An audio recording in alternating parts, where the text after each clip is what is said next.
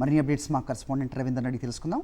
రవీందర్, స్థానిక సంస్థల ప్రజాప్రతినిధులతో వైఎస్ జగన్మోహన్ రెడ్డి తాడేపల్లిలోని పార్టీ కేంద్ర కార్యాలయంలో సమావేశం అయ్యారు. ఈ సందర్భంగా నిన్న జరిగినటువంటి పైల్గాం ఘటన ఏదైతే ఉందో అక్కడ ఉగ్ర దాడికి సంబంధించి ఆ దాడిలో ప్రాణాలు కోల్పోయినటువంటి వారందరూ కూడా సంతాపం తెలియజేసినటువంటి పరిస్థితి. 2 నిమిషాలు మౌనం పాటిస్తూ కార్యక్రమంలో సమావేశంలో పాల్గొన్నటువంటి స్థానిక ప్రజాప్రతినిధులతో కూడా మౌనం వహించే విధంగా చేసిన పరిస్థితి. మొత్తంగా ఈ సమావేశం ఆ చనిపోయినటువంటి ఉగ్రదాడిలో ఆశువులు పాల్చినటువంటి ఎవరైతే ఉన్నారో వారందరూ కూడా సంతాపం తెలిపిన పరిస్థితి. ముఖ్యంగా రాష్ట్ర వ్యాప్తంగా కూడా నిన్న సాయంత్రం వైఎస్ఆర్ కాంగ్రెస్ పార్టీ ఆధ్వర్యంలో పెద్ద ఎత్తున క్యాండిల్ ర్యాలీని కూడా నిర్వహించారు. ఎందుకంటే ఇలాంటి దాడి ఘటనలు కేవలం పిరిగి పందల చర్యగానే వైఎస్ జగన్ నిన్న ఒక ట్వీట్ పెట్టడంతో పాటు మొత్తం దేశం అంతా కూడా ఒక తాటి మీదకి రావాలి, ఇలాంటి ఘటనలు జరుగుతున్న సమయంలో అందరం కలిసికట్టుగా ఉండాలనేటువంటి ఒక సందేశం దేశవ్యాప్తంగా వెళ్లాలనేది వైఎస్ జగన్ నిర్ణయం. అందులో భాగంగానే నిన్న పెద్ద ఎత్తున రాష్ట్ర వ్యాప్తంగా వైఎస్ఆర్ కాంగ్రెస్ పార్టీ శ్రేణులు అందరూ కూడా రోడ్డు మీదకి వచ్చి క్యాండిల్ ర్యాలీ నిర్వహించారు. పాకిస్తాన్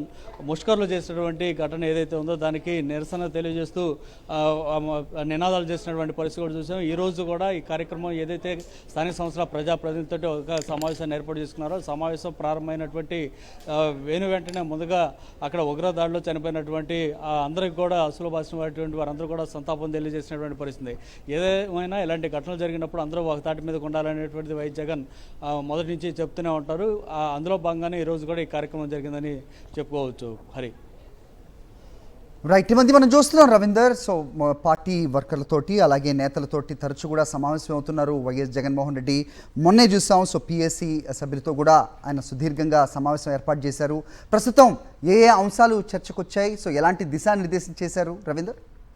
ముఖ్యంగా ఇటీవల బలం లేకపోయినా సరే ఆ పోటీకి దిగినటువంటి తెలుగుదేశం పార్టీ నాయకులు చేసినటువంటి అరాచకాలు, అక్రమాలు వీటన్నిటి గురించి కూడా వైఎస్ జగన్ ఈ సమావేశంలో చర్చించారు. అయితే ఈ సందర్భంగా ఎంపీటీసీలు కానీ కౌన్సిలర్లు వీరందరూ కూడా చాలా గట్టిగా నిలబడి తెలుగుదేశం పార్టీ చేసినటువంటి అరాచకాలకు సంబంధించి ఎదుర్కొని నిలబడినటువంటి పరిస్థితి. అక్కడ వైఎస్ఆర్ కాంగ్రెస్ పార్టీ జెండా ఎగరవేసేందుకు వీరందరూ కూడా ప్రయత్నం చేశారు, గట్టిగా నిలబడినటువంటి పరిస్థితి. సో వీరందరినీ అభినందించేందుకే వైఎస్ జగన్మోహన్ రెడ్డి కార్యక్రమాన్ని ఏర్పాటు చేశారు. ఇందులో భాగంగా ఆ సందర్భంగా ఎదుర్కొన్నటువంటి అనేక సమస్యలు, ఇబ్బందులు, అట్లాగే అక్రమ కేసులతో పాటు కొంతమంది స్థానిక సంస్థల నాయకులకు సంబంధించినటువంటి ఆస్తులను ధ్వంసం చేయడం లాంటి కార్యక్రమాలు కూడా జరిగాయి. ఇవన్నీ కూడా వైఎస్ జగన్కు వీరందరూ బాధితులు చెప్పినటువంటి పరిస్థితి. అయితే ఈ సందర్భంగా జగన్ కూడా వారికి చాలా స్పష్టంగా ఒక భరోసా అయితే కల్పించారు. రానున్న రోజుల్లో కూడా ఖచ్చితంగా మీ అందరికీ వైఎస్ఆర్ కాంగ్రెస్ పార్టీ అండగా ఉంటుంది, అట్లాగే లీగల్ సెల్ కూడా అందుబాటులో ఉంటుంది కాబట్టి లీగల్గా ఎలాంటి సహాయం అవసరమైనా సరే ఖచ్చితంగా మీకు ఆ లీగల్ సెల్ ద్వారా న్యాయం చేస్తారంటూ కూడా వైఎస్ జగన్ చెప్పినటువంటి పరిస్థితి. ఏదేమైనా రానున్న 3 సంవత్సరాలు కూడా ఇదే తరహాలో ఇంకా తెలుగుదేశం పార్టీ నేతలు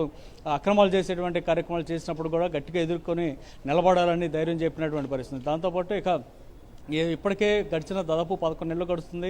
ఇంతవరకు సూపర్ 6 హామీలతో పాటు అంతకుముందు ఇచ్చినటువంటి 143 హామీలు, అట్లాగే జగన్ తీసుకొచ్చినటువంటి సంక్షేమ కార్యక్రమాలు అన్నింటినీ అమలు చేస్తూ ఈ 143 హామీలు అట్లాగే సూపర్ 6 హామీలు వీటన్నిటిని అమలు చేస్తామని చంద్రబాబు చెప్పారు. కానీ వీటిని కూడా అమలు చేయనటువంటి పరిస్థితుల్లో ఉన్న నేపథ్యంలో టీడీపీ నాయకులు ఎవరో కూడా జనంలోకి వెళ్ళేటువంటి పరిస్థితి కూడా లేకుండా పోయింది. కానీ వైఎస్ఆర్ కాంగ్రెస్ పార్టీకి సంబంధించినటువంటి కార్యకర్తలు, నాయకులు ఇప్పుడు కూడా మనం ధైర్యంగా వెళ్ళొచ్చు. ఎందుకంటే గడిచిన 5 ఏళ్ల కాలంలో ప్రజల సంక్షేమం కోసం అనే కార్యక్రమాలను తీసుకొచ్చాం కాబట్టి అదే ధైర్యంతో మనం ముందుకెళ్లాలంటూ కూడా జగన్ ఈ కార్యక్రమంలో పాల్గొన్నటువంటి స్థానిక సంస్థల ప్రజాప్రతినిధులకు దిశానిర్దేశం చేశారు.